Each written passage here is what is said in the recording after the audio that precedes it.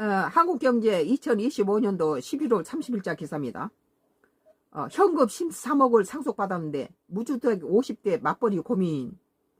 현금을 13억을 상속받았대네요. 근데 무주택 50대 맞벌이 고민. 돈 버는 법, 아끼는 법. 13억 상속받은 부부. 주식 투자보다 내 집 마련부터 해라. 그렇죠. 은퇴 앞두면 50대 맞벌이. 여기 지금 4분 59초에 떨어진다고 나오네. 여기 틱톡이. 13억 상속받은 부부가 주식 투자보다 내 집 마련부터 해라. 그건 당연한 거 아니에요? 은퇴 앞둔 50대 맞벌이가 반포 신축 전세 10억을 넘게 묶여 예금 대출 등 합쳐 24억 확보. 13억을 부모한테 13억을 받았는데 반포 신축 전세가 10억이 묶여 있다는 거예요.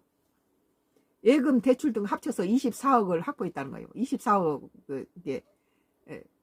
신축 새집 전세감이 10억이 묶여 있고 13억이 있는데다 예금 다 합치면 24억이 된다는 거죠. 옥수동 인구 구국 고려할 만한. 옥수동 근방에다가 24억까지면 집을 살 수 있다. 이미 주식 코인에 2억 투자. 집 산 뒤 여윳돈이 있다면 이라는 거예요. 서울 반포동에 살면서 강남권에 근무하는 50대 맞벌이 부부다. 현재 자가를 보유하지 않고 반전세로 거주하고 있다. 월 소득은 1,100만원 수준이다. 둘이 합치면 1,100만원 된다는 거죠. 둘이 부부가 맞벌이 하니까. 최근 상속으로 13억 현금이 생겼는데 이를 뭐 한 20억 받았겠네요. 그러니까 뭐 다 세금 빼버리고 13억 현금이 됐다는 거 보니까. 그러죠? 증여 받았으면 상속이면은 절반값 뺐더라면 26억 정도 되겠네. 절반 뺐으면.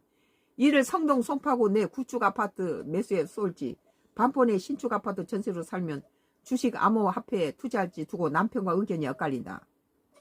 나는 이런 경우에 13억 돈을 주지 않고 그 건물을 사서 증여를 해버리겠어요. 상속할 때까지 하지 말고 그냥 아파트를 주면은 이런 고통 안 받죠. 그냥 거기에 그거에 맞는 집을 사서 증여를 해보는 뭐 그러면 자기들이 살고 있는 집은 팔겠죠. 은퇴를 목전에 둔 50대 자산관리의 핵심은 대박을 쫓는 곳이 아니라 불확실성을 제거하는 수성에 있다. 그렇죠. 이제 그 나이 되면은 대박 쫓으면 안 되고 안전하게 그 재산을 집에 투자해서 자기 집에 사는 게 좋죠. 나무 집 새 살면서 그거 임대 자꾸 올리면 뭐 할 거예요. 의뢰인의 경우 고정 수입은 탄탄하지만 주거가 불안전한 상태에서 암호화폐